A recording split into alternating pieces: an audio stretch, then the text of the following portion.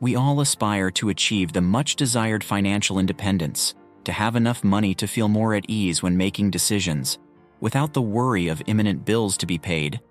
In other words, to escape the rat race, where most of us find ourselves today, working, paying bills, running out of money, and consequently needing to work more.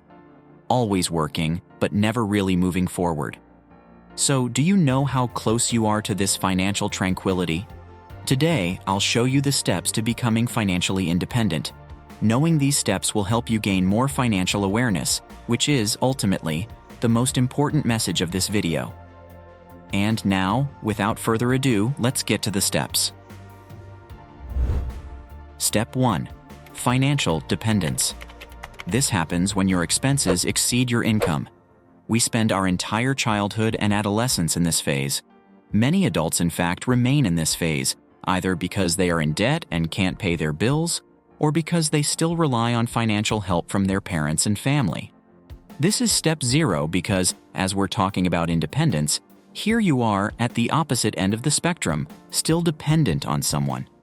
In this phase, a person is constantly worried because any unexpected event can cause a major financial problem. The main challenge here is to become aware of the situation and take steps to get out of this dependence, which may include financial education, seeking extra income, or even restructuring your debts. Getting out of this phase requires discipline and planning, but it is the first and most essential step towards financial freedom. Step 2. Debt-free. This happens when your income and expenses are equal. This is the step where the vast majority of the population is, where the month and the salary tend to end at the same time. This applies to the poorer population, but also to people who earn a lot, like doctors who make $50,000 a month and manage to spend all that money. Many are in this step, just one payment away from bankruptcy, and are anxious for their paycheck to hit their account soon. To break this cycle, it is important to create a monthly budget that allows you to see where the money is going and find areas where you can cut unnecessary expenses. Additionally, avoiding excessive use of credit and loans can help prevent the accumulation of debt.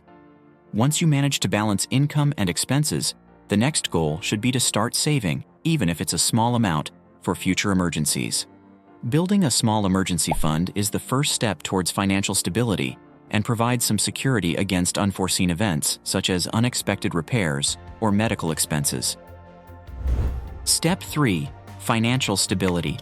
In this step, you detach from the behavior of most people, and your income becomes slightly higher than your expenses, either because you earned more and kept the expenses the same, or because you continued earning the same but cut costs. The recipe for this is relatively simple. Be aware of your expenses so that they do not exceed your income. In this phase, our perception of money is more important than our ability to earn it. Because of this attitude of spending less than you earn, you can start to build up and increase your emergency reserve, which can help you in those moments when things don't go as they should, such as a possible delay in payment to buy something that wasn't planned. Step 4. Comfortable life. We reach this step when our emergency fund is fully formed, which amounts to 6 to 12 months of our monthly living expenses, and we start having extra money to invest in valuable assets. Ultimately, this is what will lead you to financial tranquility. Notice that only at this step do we introduce the verb invest, which, along with earnings and expenses, forms a triad of the most basic financial terms. Investing means putting your money into assets that can generate long-term returns, such as stocks, real estate funds, government bonds, or other financial instruments. It's important to diversify your investments to reduce risks and maximize returns. At this stage, the focus should be on learning about different investment options, defining an investment strategy suited to your risk profile and financial goals, and starting to invest regularly. Step 5. Financial reserve. Beyond the emergency fund, you now have an additional reserve that allows you to make life decisions with more wisdom and calm. This step is the significant financial barrier because it is very difficult to reach. Those who manage to get to this step gain a level of freedom never experienced before, and if they continue this way, they will inevitably achieve a high degree of financial tranquility in the future. The financial reserve is an additional amount that allows you to handle significant unforeseen events and make more flexible life choices.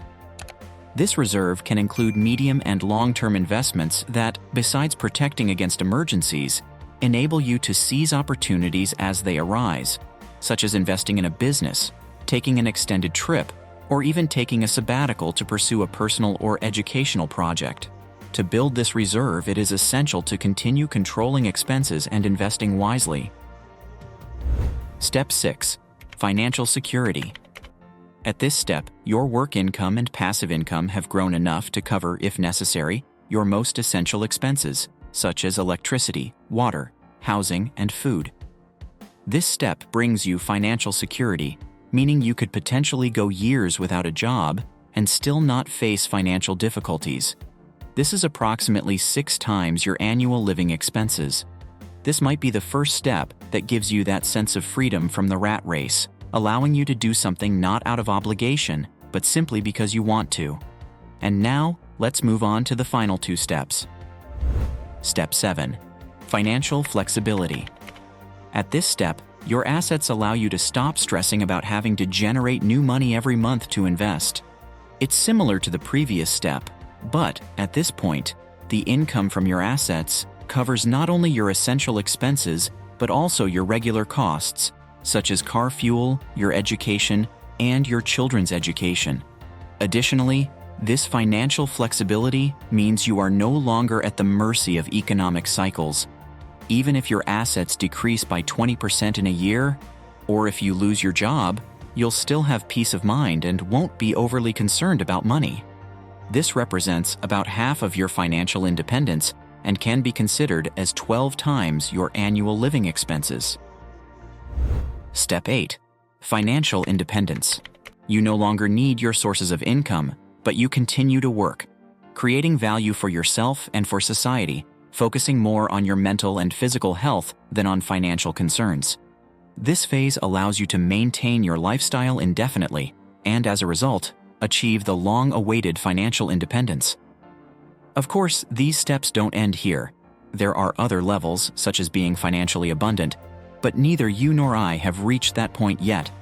For the purposes of this video, financial independence is our ultimate goal. Also, note that there's no magical point where you can be 100% certain you won't have any worries. Even if you reach the final level, circumstances can change. More than just saving and calculating how much you need to live, it's crucial to take care of the mental aspect because it's very difficult, for example, to have 1 million in the bank and be content spending the same amount as when you had almost nothing. Now let me know in the comments, which step of the financial independence journey are you on? I'd love to hear. If you enjoyed today's content, don't forget to like and subscribe to the channel. See you in the next video.